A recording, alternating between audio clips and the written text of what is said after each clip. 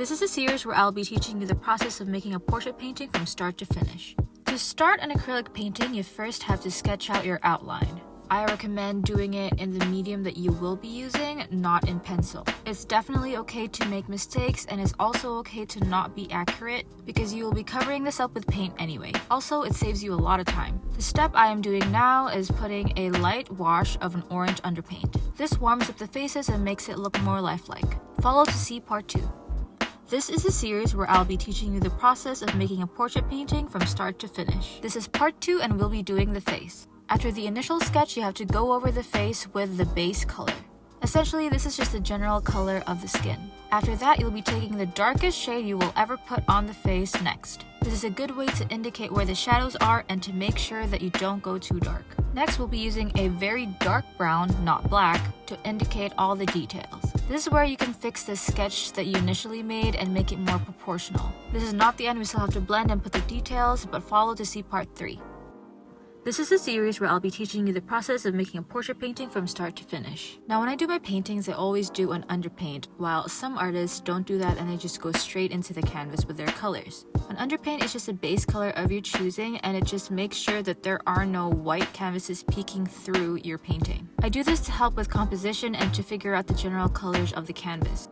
Also then it's much easier to do the toning and the highlights and the shadows as well. And what I love about acrylic paint is that you can go over it with as many layers as you need. Follow to see part 4. This is a series where I'll be teaching you the process of making a portrait painting from start to finish. I am someone who hates doing details, so you'll notice that I keep hopping to different parts of the painting. Anyway, what I'm doing here is using just pure black to do all the parts of the face that are for sure black. This usually only includes the eyes, the corners of the mouth, and the nostrils. The folds and the clothes are one of the hardest things to do because depending on the lighting, the colors actually change drastically. Always keep in mind that white clothes, like this collar over here, are usually painted with like a gray or a different tone other than white, because it's very rare for something to be truly white in real life. Follow to see part 5 where I finish off painting the face. This is a series where I'll be teaching you how to paint a portrait painting from start to finish. Now we're going to finish up the face and make it look realistic. If you notice, as I'm painting, the face is looking smoother. It also looks less choppy. This is because I'm using more transition shades. These are basically shades that I created that are in between the shades in the face that I already have, so that when I put it on, it looks even smoother. There are also instances where I like to add pink, especially on the cheeks, so it looks more rosy and more lifelike.